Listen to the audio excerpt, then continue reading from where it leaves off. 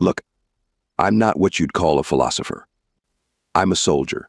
Specifically, I'm Fleet Commander Kralvox of the Tarsian Dominion, and I've crushed enough rebellions to know when something doesn't add up. The galaxy has rules. Simple, straightforward rules that even the dumbest Grokian slug beast can understand. The strong lead. The weak follow. End of story. For 12,000 cycles, that's how it's been.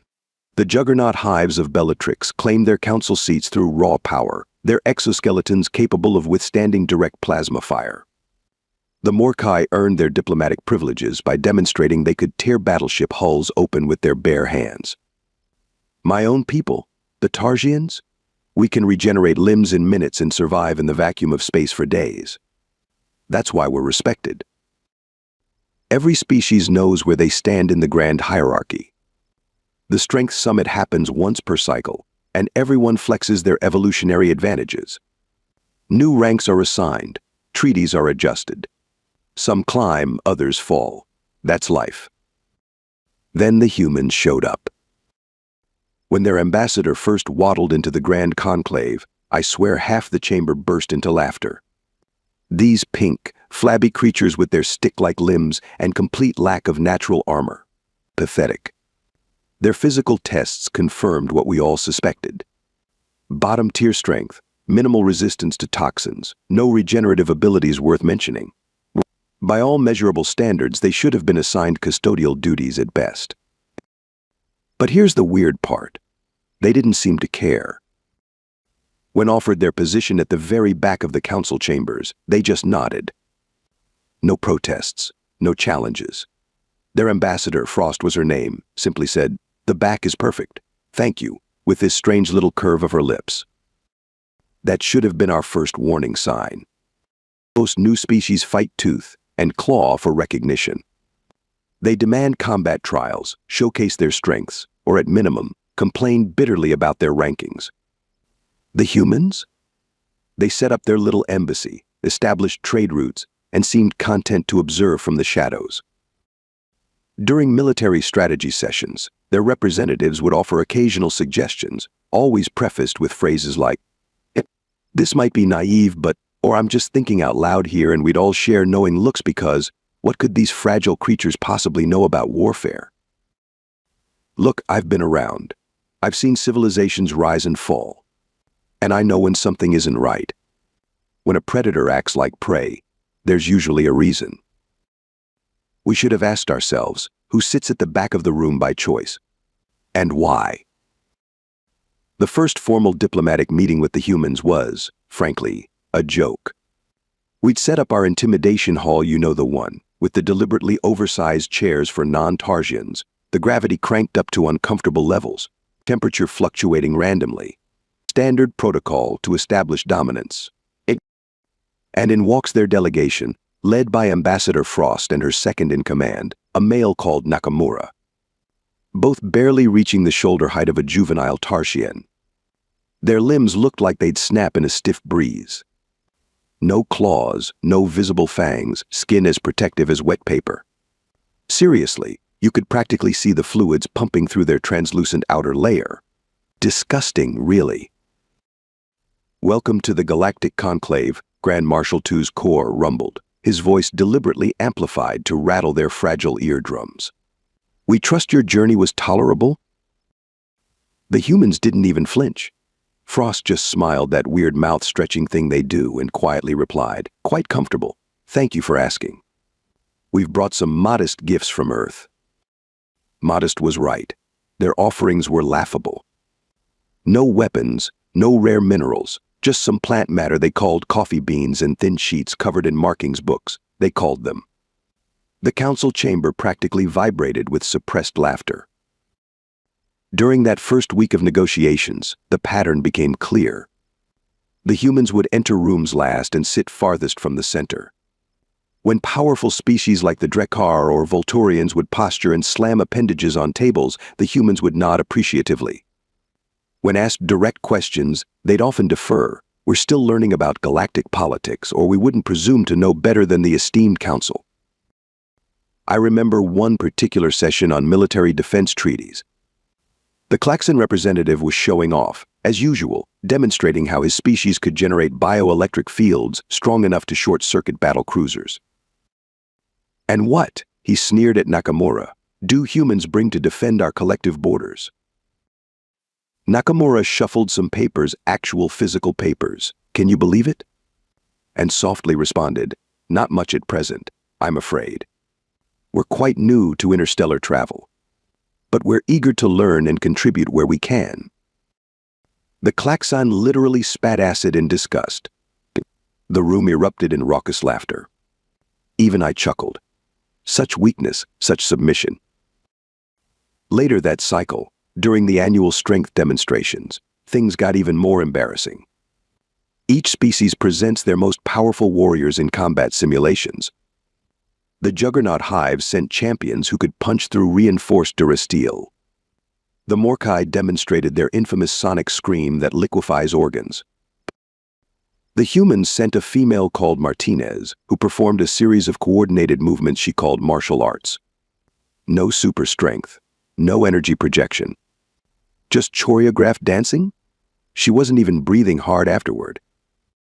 Fascinating cultural exhibition, Arch-Dominator Vex Calyx commented with undisguised mockery.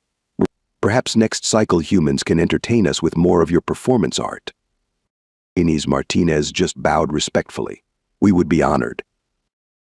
That evening, at the diplomatic reception, I found myself standing near Ambassador Frost.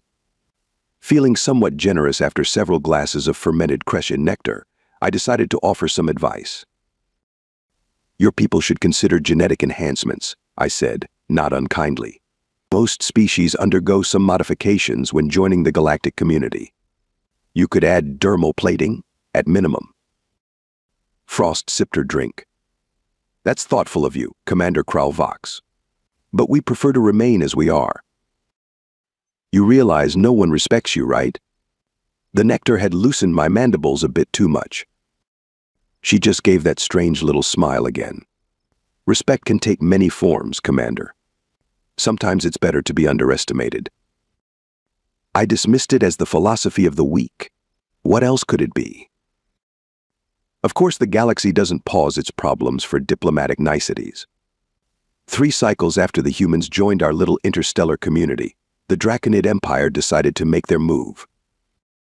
For those lucky enough to have never encountered them, the Draconids are everything you'd expect from a species evolved from apex predators with superiority complexes. Imagine a 9-foot-tall reptilian nightmare with natural armor that can deflect laser fire, regenerative capabilities that make my species look like amateurs, and a charming cultural tradition of eating defeated enemies alive. Starting with the limbs, their first attack came without warning. The Palaxian mining colony gone. 40,000 souls. The Draconids didn't even bother with demands or ultimatums. They just showed up, slaughtered everyone, and claimed the planet's resources. This is clearly a misunderstanding, droned High Chancellor of the Volturians during the emergency council session. The Draconids are a proud species. Perhaps they felt provoked. Hey, provoked. The next misunderstanding took out 3 Morkai outposts along the Cygnus Arm. The third eliminated an entire klaxon battle fleet, our strongest ships, crewed by our toughest warriors. He vaporized. I led the counteroffensive at Proxima Centauri. We had a coalition fleet, the best ships from 6 species, over 4,000 vessels. The battle lasted approximately 8 hours. We lost 60% of our forces. The Draconids lost maybe 20% of theirs before we retreated. They're simply stronger, Grand Marshal Tuzcord declared in the War Council that followed. Their biological advantages, combined with their technological superiority.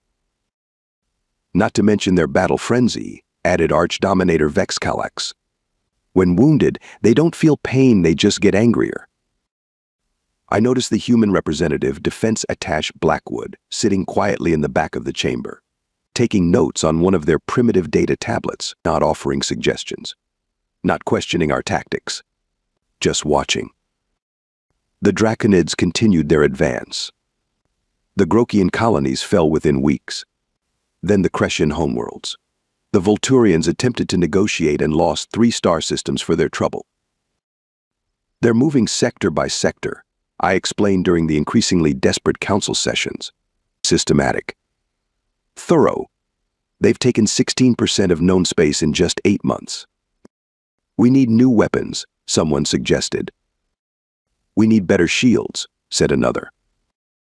We need a miracle, muttered arch-strategist Laz Korvik of the Juggernaut Hives.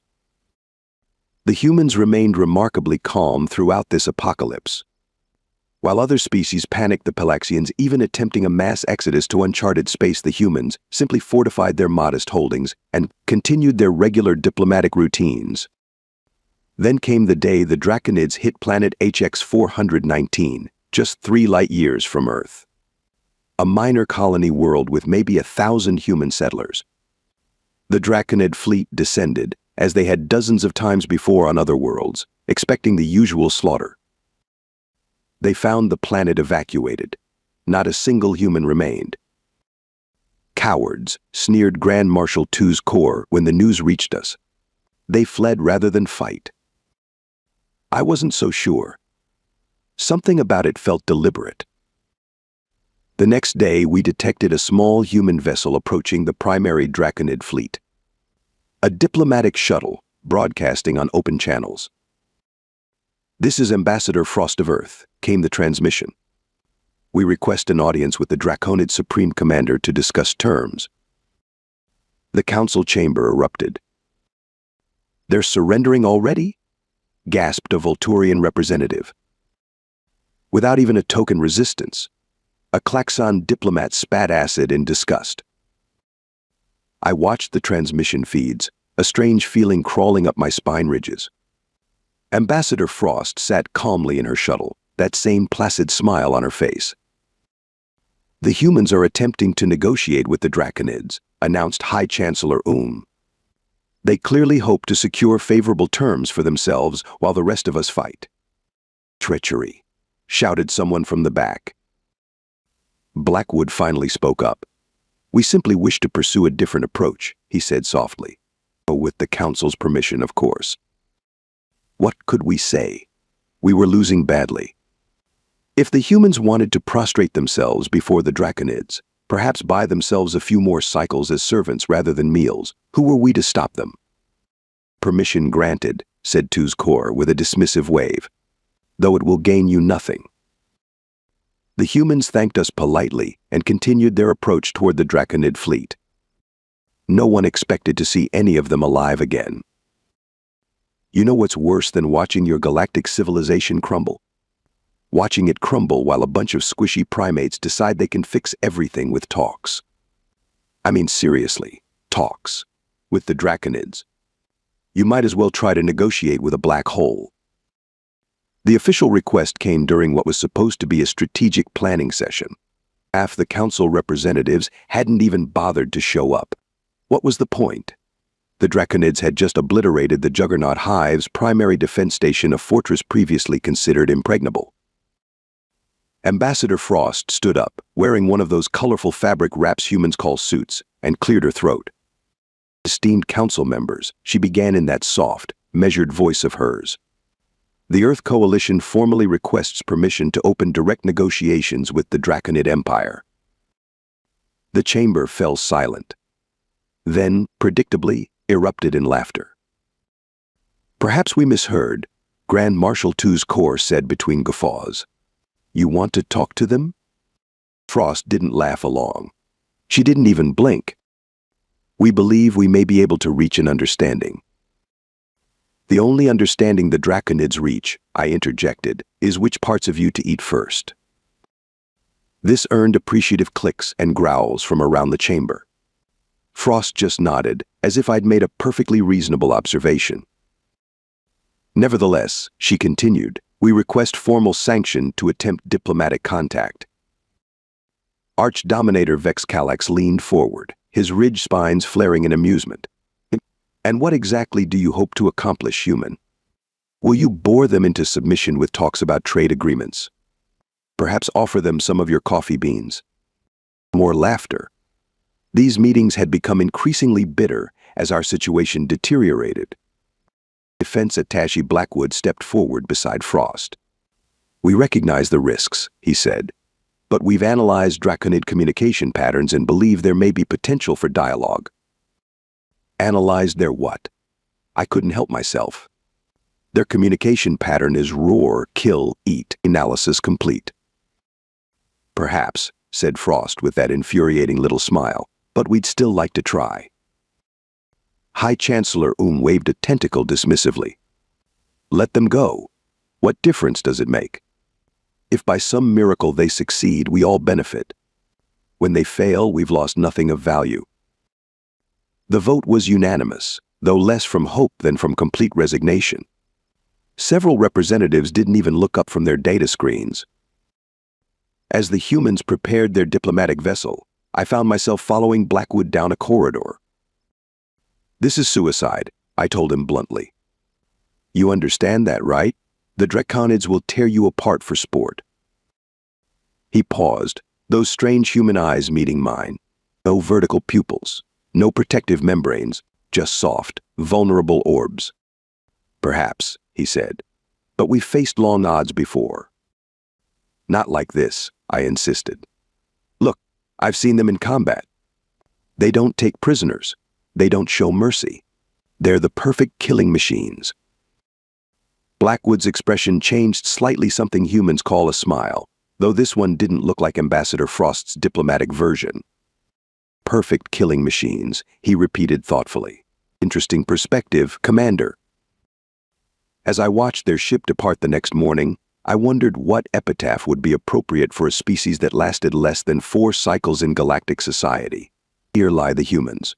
They brought books to a plasma fight. At least they'd die with their strange dignity intact. 3 standard days passed. No word from the human diplomatic vessel. No surprise there. We assumed they'd been vaporized the moment they entered Draconid space. I even drafted a suitably respectful message of condolence to the Earth government. Something appropriately solemn about valiant but futile efforts and regrettable loss. Then the reports started coming in. Draconid communications had gone silent. Not reduced or scrambled, completely silent. Probably preparing for their next major offensive, suggested High Chancellor during our emergency session. Communication blackouts often precede large-scale attacks. That made sense. We braced ourselves, moving what remained of our fleet to defensive positions around key worlds. But the attack never came.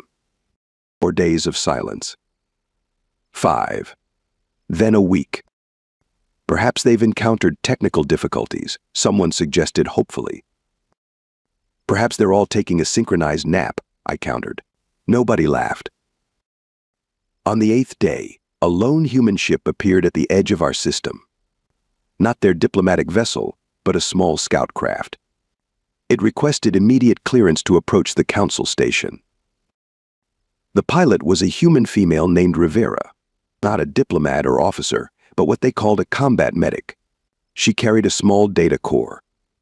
Footage from our mission, she explained as technicians connected it to our systems. Ambassador Frost thought you might want to see this. The council gathered, tense and confused. The feed began. It showed the human diplomatic ship approaching the massive Draconid command vessel, a monstrosity larger than some moons.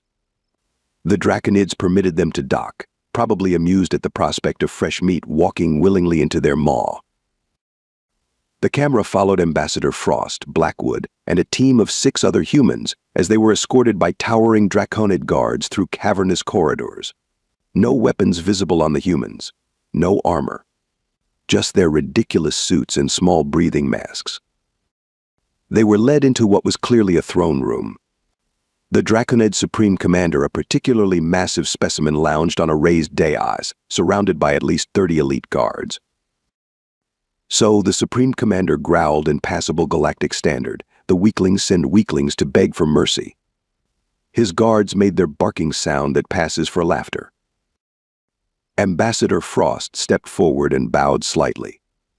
"Supreme Commander Vorks, thank you for granting us this audience.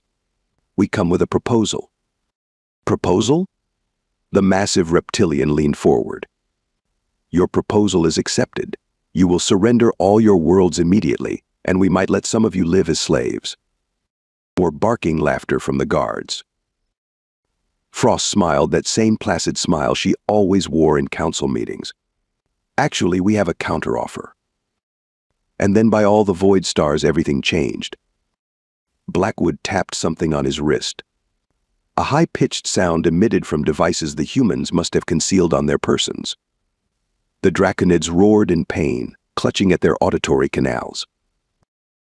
What happened next occurred so quickly that even the surveillance footage, slowed down to quarter speed, was barely comprehensible. The 8 humans moved, not like diplomats, not like the weak, timid creatures we'd mocked. They moved like nothing I'd ever seen. Ambassador Frost, gentle, soft-spoken Frost, launched herself 15 feet into the air, crossing the distance to the Supreme Commander in a single bound. Before he could react, she had somehow wrapped herself around his massive neck. A small object flashed in her hand. Blackwood and 2 others moved through the elite guards like they weren't even there. No wasted motion, no hesitation, just precise, lethal efficiency. They weren't stronger than the draconids, not even close, but they didn't need to be. They simply knew exactly where to strike. The remaining humans deployed small devices from their pockets that emitted some kind of gas. Draconids began dropping to the floor, clutching their throats. In exactly 27 seconds, I timed it during one of my many rewatches, all 30-plus draconids in the room, including the Supreme Commander, were dead or incapacitated. But the footage didn't end there. It showed the humans moving through the massive command ship, systematically eliminating resistance. Not with superior strength, but with what I can only describe as terrifying precision. They seemed to know exactly where each vital system was located, both on the ship and in draconid physiology. They planted devices at key junction points. They released targeted bioagents into specific ventilation systems. They uploaded something into the main computer core. Within 3 hours, they had complete control of the command vessel. Within 12 hours, using the command protocols they'd captured, they had paralyzed the entire draconid fleet. The final scene showed Ambassador Frost, still immaculately dressed despite small spatters of draconid blood on her sleeve, recording a message to the remaining draconid commanders. Her voice was exactly the same gentle tone she used in council meetings. Your empire is now under new management. These are our terms. The council chamber sat in stunned silence as the recording ended. High Chancellor was the first to find his voice. What did we just witness? Rivera, the human medic, shrugged. Standard neutralization protocol. The team sends their apologies for the deception, by the way. They felt it would be more effective if the draconids didn't see us as a threat. More effective? I managed to stammer. You slaughtered their entire command structure. Well, not the entire structure, Rivera corrected, as casually as if discussing the weather. We left their regional governors intact, just with new reporting lines. Minimizes chaos during the transition. I stared at her. This creature who looked like she could be snapped in half by a juvenile Tarsian, talking about the systematic dismantling of the most feared military force in the galaxy, as if describing a minor administrative reshuffling. But you're not strong, someone finally said. Rivera tilted her head. Strength is relative, isn't it? The emergency council session that followed lasted for 18 straight hours. Every species sent their highest representatives. Even the reclusive quantum collective materialized avatars, something they do maybe once a century. Ambassador Frost and Defense Attaché Blackwood sat calmly at the center table, no longer relegated to the back of the room. No one dared suggest it. Let me get this straight, said Grand Marshal II's Corps, his voice uncharacteristically subdued. You knew from the beginning that you could do this? Frost nodded. We studied draconid physiology from specimens we encountered at the fringes of our space years ago. We identified 27 critical vulnerabilities before we ever joined the Council. But your physical tests, I interjected. Your strength evaluations, endurance metrics, they were all mediocre at best. Blackwood smiled. Actually smiled. Commander Kralvox, with respect, you were measuring the wrong things. A data projection appeared above the table human historical records. Battlefield imagery from their homeworld. Small groups of humans taking down creatures 5 times their size.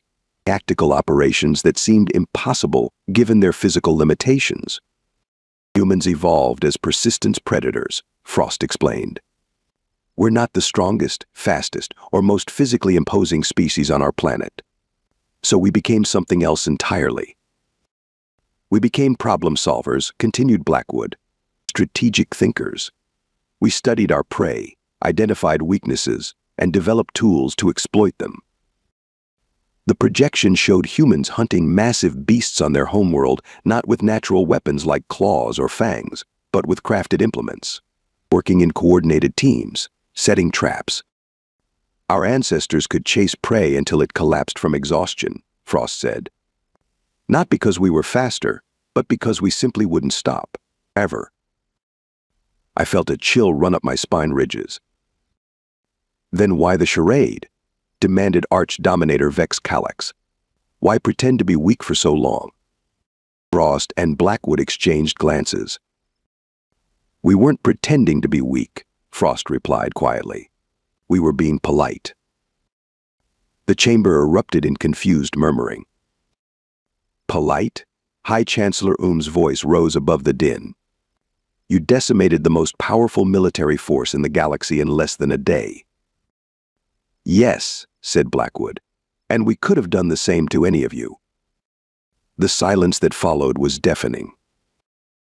When we discovered the galactic community, Frost continued, her voice still gentle, we realized you all operated on a hierarchy of physical strength. We could have demonstrated our alternative capabilities immediately. But that seemed unnecessarily confrontational. So you sat in the back, I said slowly, understanding finally dawning. You stayed quiet. You watched. You learned. Blackwood nodded. It's what we do. Adaptation is our specialty. And the Draconids? Asked a Morkai representative. They threatened our allies, said Frost simply. That couldn't be tolerated. I laughed, then a sharp, nervous sound that startled even me.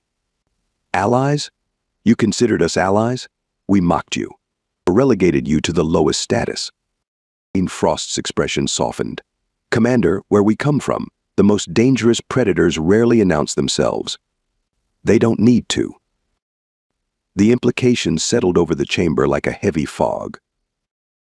So what happens now? Someone finally asked. Now. Frost smiled her placid smile. Now we continue as before. Trade, cultural exchange, peaceful coexistence. Just with a better understanding of one another. That night I couldn't sleep. I kept thinking about all those council meetings, those humans sitting quietly in the back, watching, learning, never protesting, never demanding recognition. Because they didn't need to. The galaxy changed after what's now called the Draconid incident. Not overnight, political systems rarely do, but steadily and irreversibly. Within a cycle, the Strength Summit protocols were revised. Physical demonstrations remained, but new categories were added. Strategic thinking, adaptability, innovation, problem solving. The humans still scored mediocre on traditional physical metrics. And somehow they always managed to absolutely dominate every other category. When offered a seat at the head of the council table, a position previously held by the Juggernaut Hive's Ambassador Frost politely declined. We're quite comfortable in the back, she said with that infuriating smile. Old habits. Here's the thing about apex predators that I never understood until now. The truly dangerous ones don't waste energy proving their status. On Earth, they call it the lion doesn't need to roar to prove it's a lion. The humans had been telling us what they were all along. We just didn't have the right translation. I see them differently in council meetings now. Those unassuming figures in the back, quietly taking notes, occasionally offering suggestions that are immediately adopted. The way they listen intently while stronger species posture and bellow. The way they smile. Yesterday, say, Montu. A newly admitted species, some silicon-based life forms with impressive density and resistance to extreme temperatures, loudly complained about their council seating assignment. We demand recognition of our superior physical attributes. Their representative thundered, pounding the table hard enough to crack it. I noticed a junior human diplomat in the back corner, catching my eye. She gave me the smallest wink. I couldn't help laughing. Perhaps I suggested to the newcomers, "You should be grateful for your position at the front of the room." They didn't understand, of course. How could they? The most important lesson I've learned in my long military career came far too late. Never trust the quiet ones. If something chooses to sit in the back of the room when it could easily take the front, be very, very afraid. Because it's not hiding. It's hunting.